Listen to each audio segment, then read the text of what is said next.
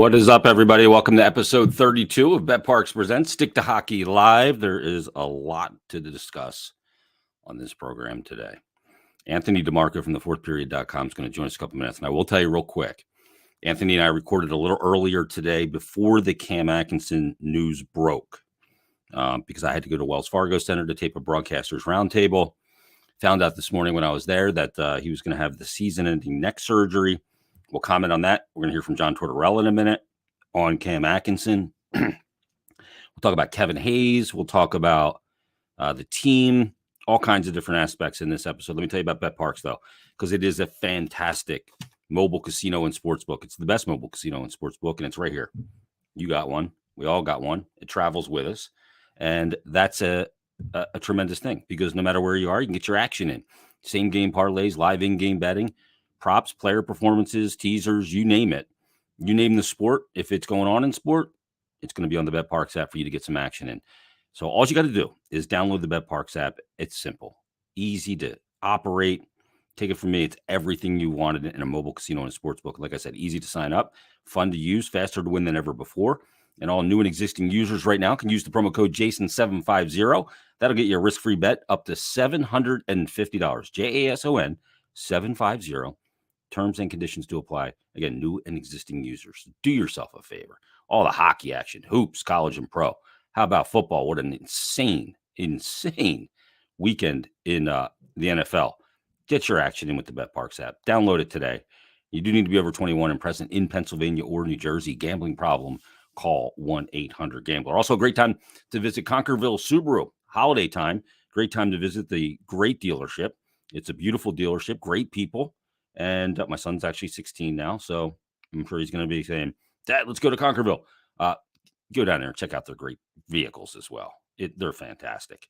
And right now is a great time because it's the Subaru Share the Love event. Now, this is going on till January 3rd, and this is where Subaru is going to donate $250 for every new car sold to one of 5 charities, and you get to choose either the ASPCA, Make-A-Wish, Meals on Wheels, Nations Parks, or Conquerville Subaru's hometown charity, Nemours Children's Hospital of Delaware. December, fantastic time to visit that great showroom on Route 202 in Glen Mills. As we head into the holiday season, check out the certified pre-owned inventory and a list of incoming Subaru vehicles. And they're more than a dealership, great service department that we give you a free car wash with every visit. So visit ConquervilleSubaru.com. All the details there. Visit the beautiful showroom on Route 202 in Glen Mills.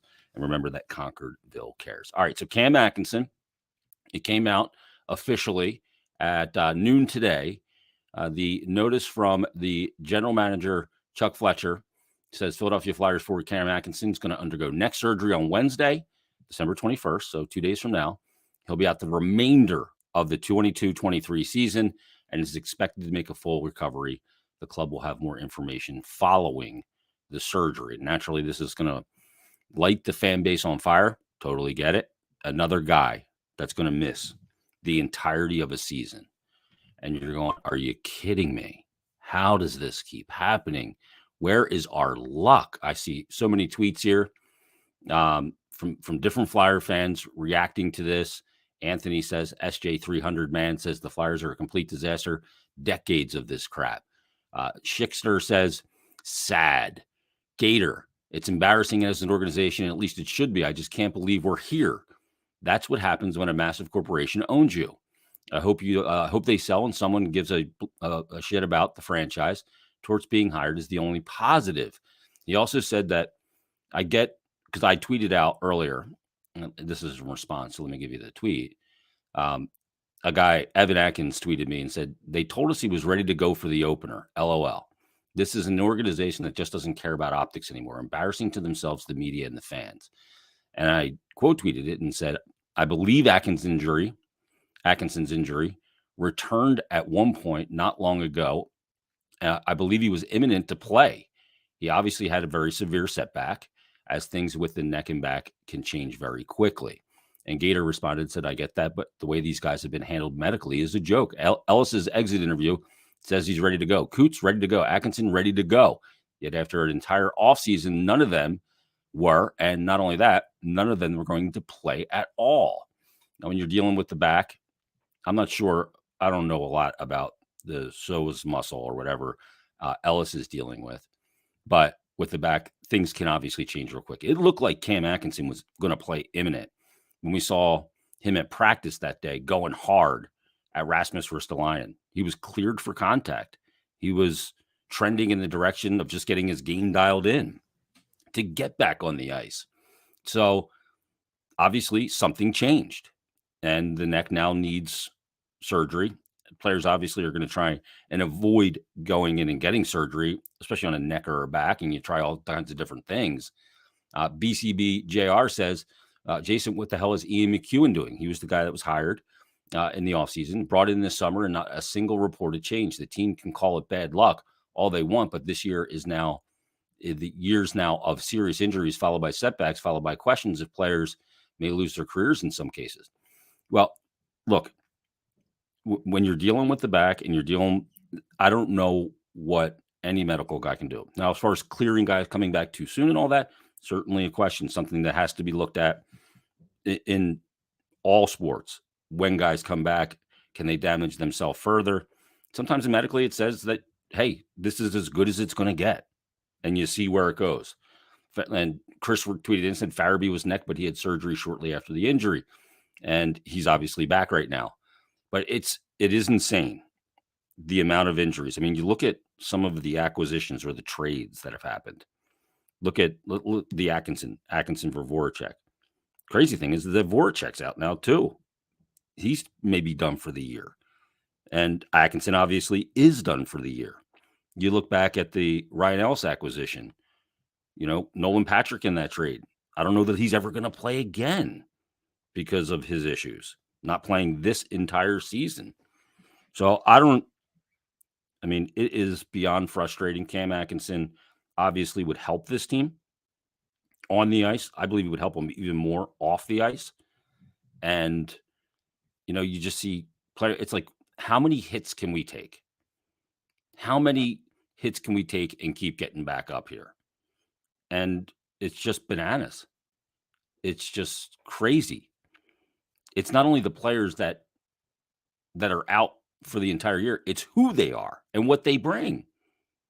The Flyers have the second most man games lost in the NHL. The only team that's got more is Toronto. Flyers are second, Washington, Colorado, and the Columbus Blue Jackets. And sometimes you got to look at who are the players that are out. I look at Toronto and I go, wow, Toronto's at the top of that list. But Marner's played all 32. Matthews has played all 32. Nylander all 32. Tavares all 32. Riley's missed some games. Obviously, Jake Muzzin. They have some key injuries. But when you have Marner, Matthews, Nylander, and Tavares playing all 32, that mitigates it a little bit and the damage that it does. Columbus has been absolutely crushed with injuries. Boone Jenner now out for the season. It's this, you can't use injuries as an excuse, but this is crazy to be losing all these players. And look, when you're dealing with a neck surgery, when you're dealing with a back surgery for Couturier, sometimes these things are career threatening. There's no question about it. You deal with the back, anything could be career threatening. So at this point, let's listen to John Tortorella. I'm just going to play his media availability on the stuff in the beginning about Cam Atkinson. We don't need to go through the whole thing, but I thought it better to hear from him. He'll give you a little bit more insight on this whole thing and how it played out. So here's John Tortorella initially responding to a question about losing Cam Atkinson for the season. So let me just hit play here on Torts. And he wants to be part of it. He wants to try to help. He sees what we've been going through a little bit here, and have to consider him probably one of the top players from last year's team. He wanted to be part of it. He's tried everything to try to get back in, and he's made the decision along with the doctors that this is the best route to go. So hopefully we wish him good luck on that, and he's healthy and ready to go next year. John, I don't know if you get any specifics, but Joel Farabee said it's similar to the problem he had with his neck. Yeah, I don't want to speak out of turn, Sam. I just don't know. Cam and I have had many conversations, not so much about what you call it. So I really can't speak on it. I just can't. I'm not an expert by any means. You said you're not an expert, but is there fear, and this might not be your area, but is there fear that this could be career threatening, or do you think? Not the conversation I've had with Cam. I haven't talked to any doctors. Cam and I have talked quite a bit on this. I mean, I coached him for 6 years, and I was kind of a sounding board for him as we were going through this. I don't, the way Cam's ready to get this done, and he wants to get back on track to get there's no question in his mind, this is the best thing for him, and doesn't fear it at all. There was talking to him, how frustrated and down was he was to come to see him, and it was kind of scary. Yeah, you kind of get, and again, I don't know. I'll explain a little bit how Cam felt with me, is where he felt like he's coming, he's ready to go, even looking at a date, and then he just has a bad day. It would not get over the hump for him. And I can understand him trying to do everything he possibly could without getting opened up, especially in that area. You know, it's easy to say he should have got it done and this and that, and it's easy for outsiders to say that. Cam wanted to play. He's a great competitor. Tried all different things with Tommy, the whole group down there, and he just couldn't sustain it to where to get over the hump. He felt really good, and then it just dropped off. So this is what's been discussed with the professionals, and they feel this is the best route. Cam has obliged them and going to get it done. When you say that he had a bad day, did he have a setback or just wasn't continuing to progress? Well, I mean, we're arguing it's semantics right now for me. He just didn't get where he needed to be to play. Changing gears for a minute. Mhm. You obviously, didn't go into too much detail about your decision to scratch Kevin Hayes. It looks like he's going to be back in the lineup tomorrow. Is that the case? Kevin will play. I'm not sure exactly what the lines will be, but he'll go back in tomorrow. Yeah. What are you looking for him? Yeah, I'm not going to get into discussion. That's where you guys want me to go. And as I said, and I'm not trying to be coy, stuff happens. I have to make decisions on people. And as I told, I think Charlie, when Charlie asked, these are standards are held for everybody in this organization, no matter what draft pick, no matter what stature, no matter what you have, no matter what you thought about out in the area here. I have to hold a standard for everybody, and that's how it's going to be. I think that's the proper way to build this hockey club. We're going to stick by it. Kind of as a follow-up to that, we talked to Kevin a few minutes ago down in the locker room. He basically said that he didn't think he should be scratched, but you're the coach, you make the decisions. Is it hard when, do you feel like Kevin understands why he's being scratched? And is it tough when there's, I guess, a disconnect, or at least there appears to be a disconnect? There is no disconnect as far as I'm concerned. Kevin, I have had many conversations with Kevin, had conversations prior to this. And yeah, so again, I don't want to get into a public debate with Kevin, with you guys, as far as why. It's one of the things I pride myself on, is being honest with a player. And I think they deserve the honesty, whether it be good or bad. That is my job, is to be honest with them. So however Kevin feels about it, I don't understand his thinking there. But again, I don't know how he answered your question, how the question was played.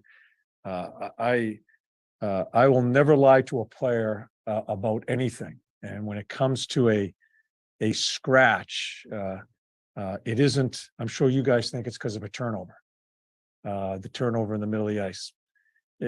I'm never scratching a player for one mistake. And this is where Kevin and I have had those conversations much prior to him missing a game. So I'll leave it at that. That's as much, let's leave it at that. That's fair. Wade Ellison, happy with the All right, there he is, head coach John Tortorella, addressing the media earlier today at the Flyer skate zone. Let me hit pause on this because I'm still hearing the audio. There we go. So, Cam Atkinson obviously had some setbacks, thought he was getting close, and he tried to avoid surgery, and here we are. It's bananas. As far as what he said about Kevin Hayes, I actually asked him about that the other day, about the turnover in the New Jersey game, towards when we met with him prior to a game on Saturday night. And basically he said the same thing. I reiterated this on Flyers Daily in today's episode, that it wasn't about just that turnover against New Jersey or the penalty in the first period, which Jack Hughes ended up scoring on. It's more than that. It's doing the right things consistently as a leader on the team. And that is something that is a non-negotiable for Torts. Not only a non-negotiable for the team, but in particular for a player like Kevin Hayes, who's a leader and a veteran on the team. I don't think the decision to scratch him came lightly because he is the leading scorer. And Torts, I think, caught a lot of shit publicly and obviously Keith Yandel chimed in, scratching your leading scorer. Yan said that maybe Torts should be scratched. But look, accountability is either for everybody or it's for nobody.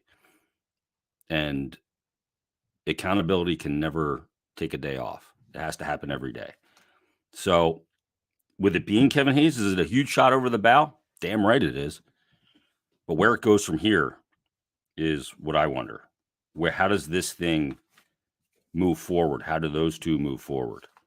Look, players have been in this situation before and they've had to move forward. And some players could, some players couldn't in the relationship. So we'll see where it goes. I know I was listening to 32 Thoughts, which just came out today. And Elliot Friedge was talking about Hayes as a buyout option for the Flyers. And if you look at this on Cap Friendly at the structure of his contract, something Friedge cited, there's a lot of bonus money in there that's already been paid. So in year one here, he brought home total salary $9 million, then 7.5, then $9 million last year, 7.5 this year. Then next year, actual money 6.5, 5.2, 5.2. But that bonus, which is going to be paid this summer, if the Flyers played that, it would be 3.75 off of that 7.5 for that's for this year actually. So the only bonus money that's left is 1.25 in the two final years of the deal. So the actual money's not as high. And if they bought him out, he'd be a buyout candidate.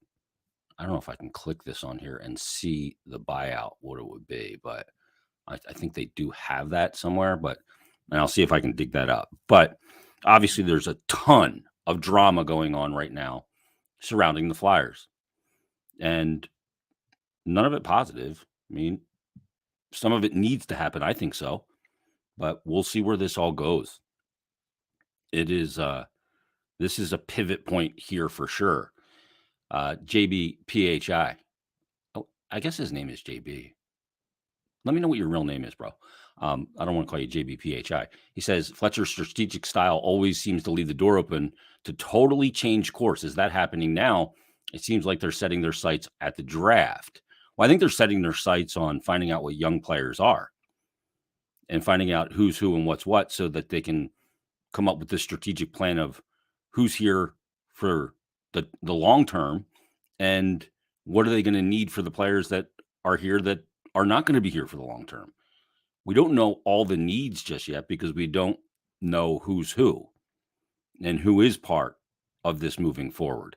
He also says it'll be tough, but what if they actually do get lottery luck and draft Bedard? He and Gauthier would fundamentally change the course of the franchise, and immediately they're both in the NHL next year. Yeah, I mean, obviously, Gauthier is having a great season at Boston College. And then if you added a player, I mean, like Bedard, obviously, that changes everything. But you can't bank on that.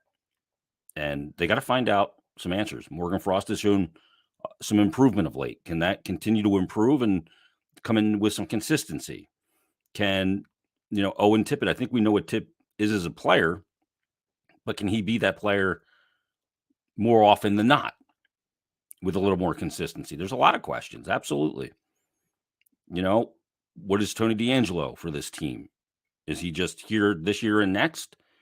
Or what is Ristolainen? Or what is Ivan Provorov? Travis, everybody's got a question mark, in my opinion, except for the goaltender.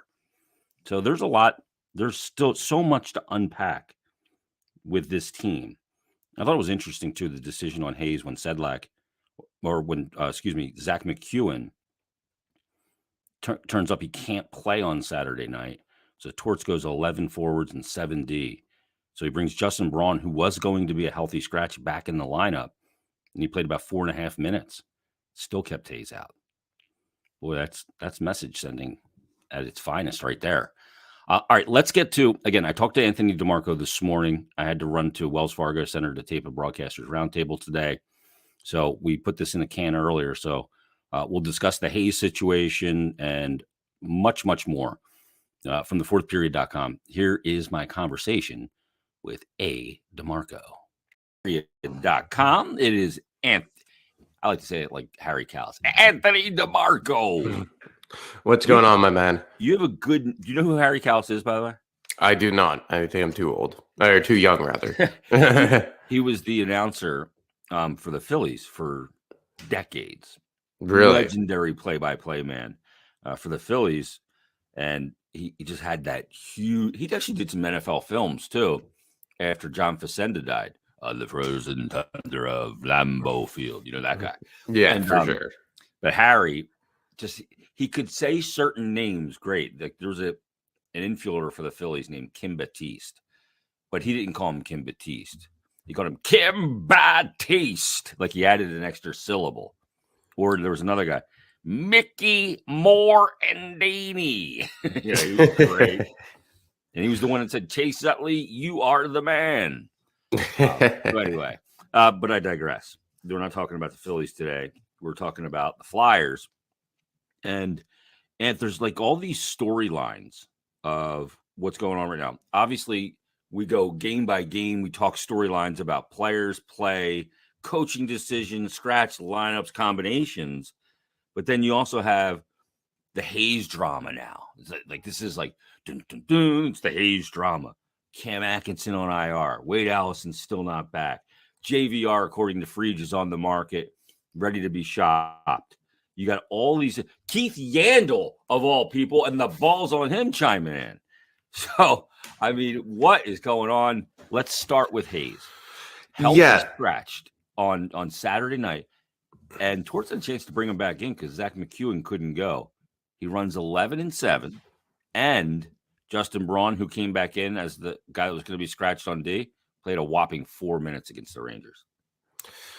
Yeah, I mean, look, obviously Kevin Hayes has been caught in Torts' crosshairs several times this season, but it's the first time he's healthy scratched, and he had that bad turnover in the game against the New Jersey Devils, and obviously that was something that Torts did not like. I don't think he had a shift in the third period there of that game. You, Ant, that was not really that's an element of it in talking to Torts, but it's more big picture.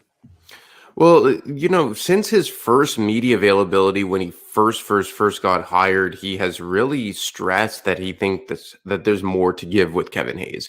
I do think there's an element of this of trying to make the player something he's not. I don't fully agree with how Torts has handled Kevin Hayes, especially given the fact that he's played above his head on the top line, top power play, a role that Kevin Hayes should never be doing. And, you know, has produced, 29 points in 31 games. So there is an element to this that I'm just like, you're only going to get so much out of a veteran player who is what he is. But on the other hand, there are times where Kevin Hayes makes really bad plays, like just poor decision plays at the far blue line. We saw that, twice in overtime. We saw that with the New Jersey Devils. And there are times when he's on the ice where he doesn't look like he gives a shit. I don't think that's actually what it is, but sometimes his body language would maybe suggest that. And like it or not, he's probably one of your two best forwards on this team, along with Travis Konecny. And that's just the fact of the matter. And the thing is look, Travis Konecny is not perfect defensively. Travis Konecny has made a lot of bad defensive plays this year. I would argue at times has looked egregiously bad, the worst forward on the team defensively. Oh, he had that awful giveaway as the high point man. Yeah. Went the other way, a breakaway goal, right? And Yeah. that was an important spot. They both have a lot of risk in their game, no doubt. 100%. But I think the difference is that Travis Konecny always looks like he's leaving everything out there. Kevin Hayes and Travis Konecny rank 5 and 6 respectively in the highest expected goals against per 60 among the Flyers forwards this year. And that's it counting guys like Aldi Luxell, Jackson Cates, Wade Allison, who haven't played the full amount of games, the full 31 games this season. But Travis Konecny always looks like he's hustling. He always looks, like when he shot it into Nick Ritchie's shin pads, and Richie had a breakaway from the far blue line and ultimately scored on Carter Hart, Travis Konechny was absolutely got on his horse and hustling back. Kevin Hayes, I think sometimes body language, which is weird because when I spoke to someone with the Flyers earlier this year, he mentioned a lot of body language has to change. And I think with Hayes at times, that's maybe something that's a detriment to him. Yeah, I think it's a great point, Ant, because I think body language does matter. I am a body language guy. Yeah, and clearly it matters to Torts because he talks about body language with his goaltender all the time. Just that confidence in the way you present yourself. And like I feel like when Carter is really on it, like he has been for most of the season, you know, when there's a TV timeout, he goes to the bench and he looks like he's a giant, right? Yeah. Because the body language and, you know, sulking and rolled shoulders at certain points. Like Torts doesn't want to see that. And I think you're right. I think those things do matter. So I think it affected Cam Atkinson. He's a guy that seems very aloof because he's just so smooth, right? And the way he is just mentally, like his persona is very chill. It's not like I'm going to rip your heart out of your chest type stuff, like Lavi would say, right? Yeah. So it's more silent assassin. And we know Torts doesn't do anything silent. And I think I've talked about it. I think that's something that makes some players harder to judge because they're so calm and so like fluid in the way they move. You mistake that for a lack of effort. I just think that that's the optics of it sometimes. Yeah, and I think Kevin Hayes is a guy that, like it or not, and I said it on Twitter, I believe it was 2 days ago, where I don't think that there's any point where your guy on a team should be Kevin Hayes. But like it or not, he is That's the guy. situation. Yeah. That's just the situation they find themselves in. Okay, like, so if he's the guy, Ant, should he have been scratched? Because like accountability, right? And Torts, you know, mentioned it's big picture here. When Yeah. Charlie really pressed him, he didn't want to talk about anything with it. And then I thought Charlie O'Connor came back and said, you know, with this decision, he's your number one. And he finally got him to say, but Torts has got to look at this thing as a big picture and the standard of being a player on this team on and off the ice. And you got to do those things that you can control. So accountability, when you're talking about a team that's bereft of scoring, you got a guy that's your 29 points in 31 games, and he's out of the lineup against the team he used to play for in the New York Rangers. You know, that's a game he was up for. Does accountability, should it go that far? Well, look, I think that given the nature of the Flyers season and given the circumstance where we know that winning games, I don't want to say it's secondary, but it's certainly not paramount above all else. We know that this team isn't a playoff team. Yeah. We know that Tortorella specifically isn't looking to win games at all costs. Let's say like AV was back in the day, or Lavi, because that's why they were here, to win hockey games. And I don't think that the management here is saying like, oh yeah, like who cares? Like I do think that maybe earlier in the season, management did truly think, and look, this isn't anything profound. Chuck Fletcher said as much that we're 5 points back of a wild card spot. Yeah, he didn't believe that though. Exactly. But like maybe that when they saw them open whatever they were, like 5-2-1 or however they open, You get they were excited. they were just like, oh, maybe they have something here. But we know that Torts, and he said as much, isn't really putting everything in the basket of winning hockey games here and now. And I look at Kevin Hayes. I don't think that there's any situation on a team where you should be having Kevin Hayes lead your forwards in average ice time at even strength per game. Yeah. And that's what we've seen in Kevin Hayes. We've seen him play, 19 minutes a game total on average. He's a guy that's playing, in my mind, way above his head. But at the same time, Scott Laughton's playing way above his head. Travis Konechny's playing way above his head. And I mean, for the most part, Laughton specifically, he's pretty much kind of like emerged as the de facto captain in a lot of ways. I think that those guys have done what we've expected them to do, effort-wise. Obviously, they're going to make mistakes. Travis Konechny is always going to have his gas defensively. Lawton is always going to be limited offensively, specifically when he's playing center, which he has a lot since Kevin Hayes moved to the wing. Yeah. But with Hayes, I would argue that when they're all at their best, Kevin Hayes is probably the best all-around player out of all those three guys. And those three guys are probably your three quote-unquote leaders up front this year. And Hayes, Yeah, I would say that Konechny's at their best. Konechny's their best player.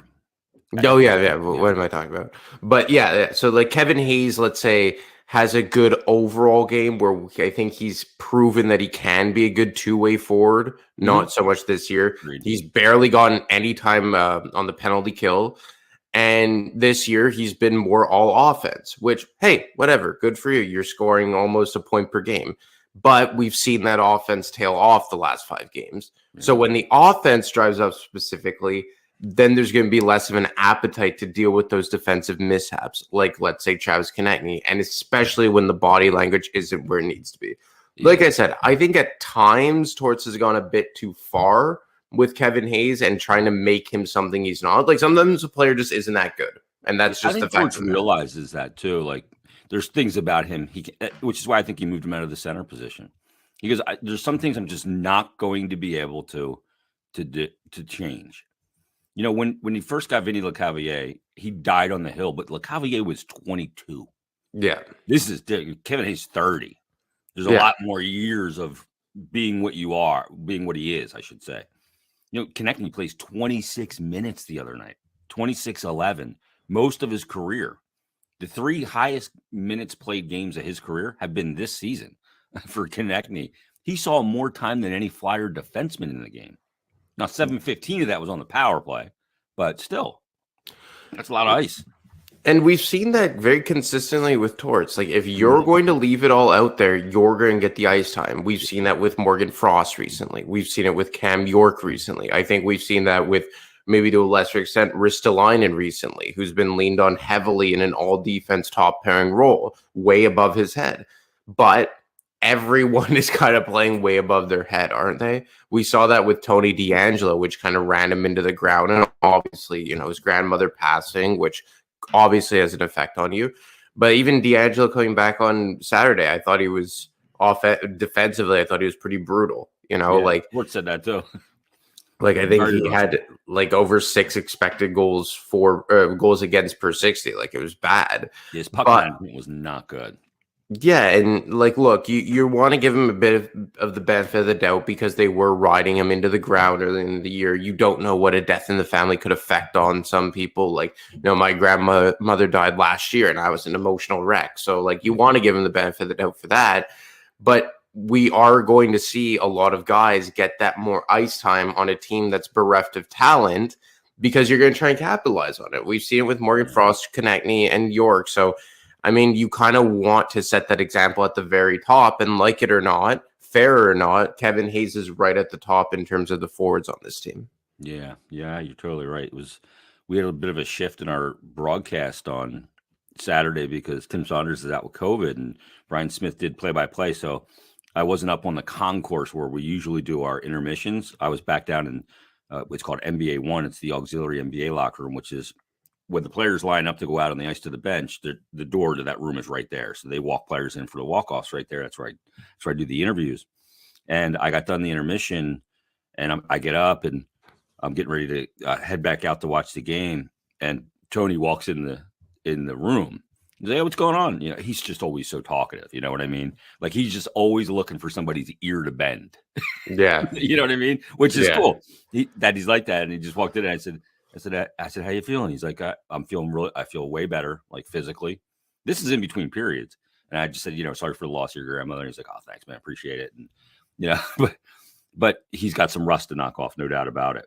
One thing, too, a lot of this obviously depends on this draft and what you come away with. If you come away with 6 and a player that's going to need 2 years of development in the OHL or whatever, that's a big difference. But you do, I think the one thing that we're forgetting, if you do end up with a big player in this draft, then you have a big player in this draft, and you also have Cutter Gauthier, who has been sometimes players that when they go play collegiately kind of fade away, but he has been a monster. He's been an absolute monster down there. And some suggest go back another year like Owen Power did. Or, there's other guys that went back for another year in college. And those guys went back to Michigan to try and win a national championship. But I'm not sure what's going to be the deal for Cutter. I have a feeling he's going to be a one and done in college. JVR, Freege mentioned it's open season on JVR. This is a player, Ant, that he missed some time. I thought in the grand scheme of things, as a trade chip, him missing time, if he came back and played well, would be a good thing because there's less wear and tear of 82 on him. And maybe it makes sense to trade him early before the deadline. I've always been leery of deadline deals for teams trying to push because the player comes in so late. March 3rd is the deadline this year. You try and get this player assimilated on your team in 5 weeks before the playoffs. He's got to get there. He's got to get set up with his living arrangements, housing, family, all that stuff.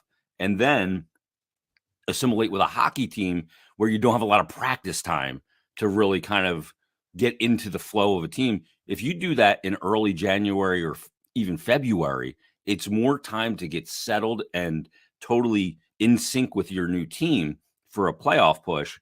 So maybe it makes more sense to do this early. And I think he's a piece because the Flyers can eat half of it. And his real money owed is even less than the $7 million cap hit. To me, this is a player I think could help a lot of teams. Even if he's not on PP1, he's PP2. He's going to help you there. He's a total pro. Like, he's going to fit in any locker room and be a great influence on players. So what are you hearing on JVR? Well, I think Freed said it all. I think he's a guy that's going to be very coveted as we get closer and closer to the trade deadline. And to your point, he's on an expiring contract which is something that's very stomachable for a lot of teams. And he's only being paid $4 million in real cash this year. So when you prorate that salary if you're a team not an LTIR, right? Because that's the big problem right now is that so many teams are operating in LTIR. I think it's almost half the league. But if, let's say, you're a team looking for a depth scorer, like to me, like I could see a team like the Calgary Flames using a guy like JVR. Obviously, their offense is taking a hit. Minnesota, for sure. Minnesota, it's because of like they're very up against the cap. But again, because of all that dead cap space. But I think that there's a lot of teams here that are looking for that depth scoring that could use a guy like JVR that I think has proven over the last several years that if you want to play him on a third line in more of a defensive role, he could play that. I think he's a very underrated defensive player. You want to play him more on a top six scoring role with some better matchups. I think he could give you that slam dunk for 20 to 25 goals, and that's kind of being generous. I think he plays it the right way fundamentally. Like, I think and I'm guilty of this too, I'll preface this by saying, but I think that ever since he came back to Philadelphia because of the cap hit and because he was kind of showing up to replace a Braden Shen, we expected too much of him. And I do think that maybe the signing wasn't exactly what the Flyers needed back in 2018. But as a player in a vacuum, he's a guy that has a lot of value. And I think he's a guy that a lot of teams would really want to add ahead of a playoff run in a depth role, especially if you're only getting him at $3.5 million prorated until the end of the year. And from a business standpoint, you're only paying $4 million of prorated money in salary. So, I mean, I would not be surprised at all. And I don't think anyone's surprised that he's a guy that's generating interest on the trade front. I mean, his last year in Toronto before heading to free agency, he scored 36 goals. He had 54 points, 11 on the power play, 5 game-winning goals, and he did that in under 15 minutes of ice time. He didn't play a lot of 5-on-5 in Toronto. Yeah. He was a guy that was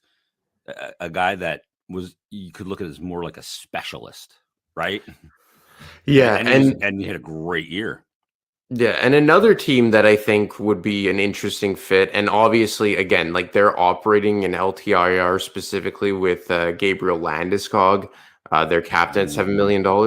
But I think a team like the Colorado Avalanche could use some depth scoring in a guy like JVR. You lose an Andre Burakovsky last year in free agency. Mm-hmm. You lose Nazem Kadri. Obviously, a center, I think, would be more up their alley, like a Jonathan Toews or a Bo Horvat, maybe on a lower scale, Sean Monahan. Mm-hmm. But if they're a team that's really up against it and you need a depth scorer to at least take some of the offense that you lost with a guy like Burakovsky, that's a team I could see. But again, they're operating in LTIR, and every time you have a team operating in LTIR, even if it's like a $3.5 million cap hit, which is what JVR would be, assuming the Flyers would eat half of his salary, Yeah. you have to be a bit, I guess, hesitant that a deal could go through. Yeah. I mean, and if you eat that, you may be able to get something decent in return. You're not Oh, I getting a think first so. round pick, and let's get that out of our head. But maybe you can get a prospect that maybe you can take a look at and see what you got, because this is Phil. George said this the other night in our meeting. He goes, "You want the land of opportunity. This is the land of opportunity." Big time. Like Big when time. Sedlak left, he said, he came back after a couple of years, 3 years in the KHL, where he was an offensive player and scored a lot, played a ton in the K, and wanted to come back to the NHL to see if he could be a top 6 guy with that confidence of being a guy that could put the puck in the net. And he realized he wasn't that. That was part of the decision. And Torch said, if you want to be a top 6 guy, this is the place to find out if you are right now. And Well, it's kind of like that with a lot of the, like, let's say Morgan Frost. Like Morgan Frost is getting all the opportunities that, let's say, he didn't get in years past. yeah, And I think Morgan Frost has shown that this guy has all the skill in the world when he puts it together.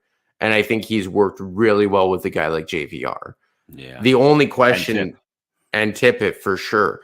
Tippett's another guy who kind of falls into that mix. Although I think Tippett's more like, we know what he is. He's probably going to be a Just streaky. needs to be it more. Yeah, he needs to be it more, but he's Yeah. going to, like, what he's going to be as a tier player, not like stylistically, but in a tier is, in my opinion, probably going to be like a Joffrey Lupul, like Mhm. an inconsistent 20 to 25 goal guy that you could probably find a home on That's a your good second line. Yeah.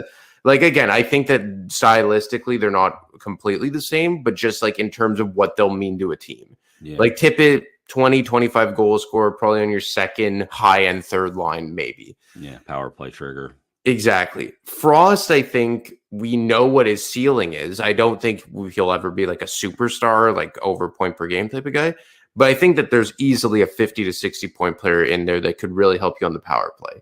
You I think think- he's starting to turn some heads a little bit with just his overall play is, he just needs to keep playing, and he's getting the opportunity. And look, there's still a lot of disappointment with him because he hasn't done enough, and it's been enough, for lack of a better term, enough time to show enough. I think we do have to consider the shoulder injury that he had, Coming up in COVID. Yeah. So, is he, to me, he's a player that right now, I'm not ready to say solidly that he is, but he may be trending very well in the right direction.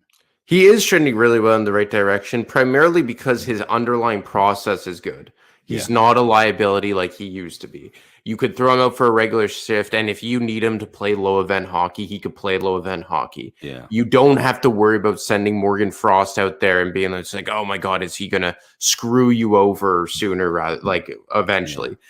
I think with Morgan Frost, it's all about consistency, in that you want to see that player that he showed in, let's say, Arizona every single game, where, he scores 4 points. Torts has him out there at 3-on-3. You have him out there helping to get the tying goal where he sets up Travis Konechny. But then let's say in the 3 last games, he gets the goal against New York, but it's 1 point in 3 games. And again, this isn't me to say like, oh, okay, like he's playing bad, he's playing this, he's a liability. No, like you could play good hockey, but not, produce points. Yeah. Like kind of like what we've seen with Travis Sanheim at times or what have you. But Frost is a guy, given his pedigree, given what they need him to be, given the line he's playing on, like that's the best offensive line that they've put together the last few games. He is a guy that needs to score. Yeah. He is a guy that, like, you can't just play good low event hockey and be like, okay, well, you did your job. Like, let's say It's got to Lucas. end up on the score sheet. Yeah. And look, he's a guy that I think that, to your point, dealt with a lot. Like, I had someone with the Flyers tell me that, like, you have to think that if he had come up during a different time, his development would have been different. Yeah. You have to think that, the injuries and COVID and all that had a mega effect on him. And again, and I use this with guys like, let's say, Rasmus Ristolainen or what have you, that the endless revolving door of coaches has an effect. It does. I think that it's really, really brutal when, especially last year, when you go from AV to Mike Yo, and then the assistant coaching kind of chairs shuffled 3 times. Like, how many guys coached the defense? You went from Mike Yo to Daryl Williams, I think, and then you ended up with Nick Schultz, or no, Nick Schultz went upstairs. John Torchetti came. Like, it was a mess. Yeah. It was a disaster. But now I think with Morgan Frost, we're seeing a coach really. And what I like about Torts, I've liked this a lot about him, is that with players like Morgan Frost, a guy trying to figure out who he is, or even Erasmus Ristolainen, he's really broken them down to the basics and built them back up. Yeah. And if that needed them to be healthy scratch for a game and work their way up back from the third pairing Ristolainen's case or the fourth line in Frost case, that is what he's done. He's completely reinventing the way these guys play hockey. And I think we've seen that with Ristolainen going from a high event defenseman to a low event defenseman. And Morgan Frost, now you've worked on his fundamentals. He's a solid 200-foot player, but now you're trying to get that offensive consistency in his game. Same thing with Ristolainen. They've basically taken all of his offense away. He doesn't have a point, but they've built him up, defensively to be much more responsible, not chase plays, play inside the dots. Brad Shaw's the guy handling him. And we'll see if then, now that he's got a foundation of better defensive play and better decision-making, if he can add that extra element of his offensive skill in there. I mean, he's a guy that scored over 40 points 3 years in a row in Buffalo. Granted, he was on the power play there. He's pushing the pace. He was a first pairing guy. He's a first pairing guy here right now. Not ideal, but that's the situation. So he's been better for sure, but it has come at a cost from his offensive, abilities. And they're a team that needs scoring from the blue line too, because it's obvious they have a hard time scoring. Well, like, he's gotten the lowest offensive zone start percentage of any defense. He's at 39% in that regard. Wow. Since he's been scratched, which that was November 5th that he was scratched. So in the last 21 games, which is where I'm really evaluating this guy. And a lot of people say, like, well, why are you evaluating him since he got scratched? I said, well, because we know he was a fucking disaster before then. Yeah. So there's no need to evaluate his play. There's a reason he was pre-sample size and after sample size. Exactly. And I looked at goals against per 60 at 5-on-5. And I'm not going to use Cam York here because he's only played 5 games in that stretch. He has the lowest goals against per 60 out of any Flyers defenseman. Expected goals against per 60, he's tied with Nick Seeler at 2.33. His shots against per 60 is also the lowest at 25.62. Now, look, offensively, I think he still is a net positive player over that time. But like you said, there are certain things in his game that you would want improved. And I think offensively on that side of the puck would be one of them.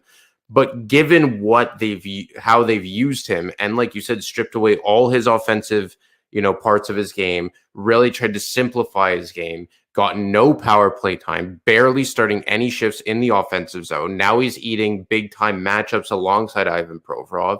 And I think Provorov's game defensively has really trended in the right direction since playing with Erasmus Ristolainen, although obviously Provorov is dragging him up more than vice versa. I mean, yes, you want more offense, but on a team that I believe is second worst in the NHL in terms of goals for per game, I'm not really going to sit here and complain that a guy who's playing good defensive hockey isn't generating points. Yeah, good point. And great stuff as always, man. Enjoy the holiday. All right. We'll talk next week and hope Santa brings you good stuff and maybe some good lottery luck. We can kind of like get a delayed gift. We could only hope, right? Yes. Anyway, read and stuff on thefourthperiod.com and follow him on Twitter at @DeMarco25. Be well, my friend. Thanks, man. Happy holidays. There he is. Anthony DeMarco on BetParks Presents Stick to Hockey Live. Let me tell you about the BetParks app. It's fantastic. It's the greatest mobile casino and sportsbook right in the palm of your hand. It sort of travels with you. It's right here. It's this little thing. It's called a phone. Everything you need on there is right on the BetParks Casino and Sportsbook app. And it's everything you want in a mobile casino and sportsbook app. And it's easy to use, easy to navigate, faster to win than ever before. You got to download it. This is a great time of year. You got so much great football going on, bowls, great hockey action, college hoops, pro hoops. you name it. Well, you missed out on the World Cup. What a final that was. But anything going on in the world of sport and more, you can get your action in on. Live in-game betting, oh, it's fantastic. Same game parlays, you name it. All kinds of boosts and specials and props, player performances. It's all there on the BetParks app. So download the BetParks app today. You need to be over 21 and present in Pennsylvania or New Jersey. Gambling problem, call 1-800-GAMBLER. All right, that's going to wrap up episode 32. We'll be back Wednesday with Alexander Appleyard. We're going to check in on some European prospects, check on his thoughts on this Flyers season. I've been following him on Twitter for a while, and I always love the information that he puts out. And we'll talk to him on Wednesday. Julie Robenheimer at World Juniors on Friday. So busy week of hockey talk here on BetParks Presents Stick to Hockey Live. So everybody have a great day. Enjoy your hockey tonight. And tomorrow night as the Flyers get back against the Columbus Blue Jackets and Johnny Gaudreau. And we'll talk to you Wednesday on BetParks Presents Stick to Hockey Live.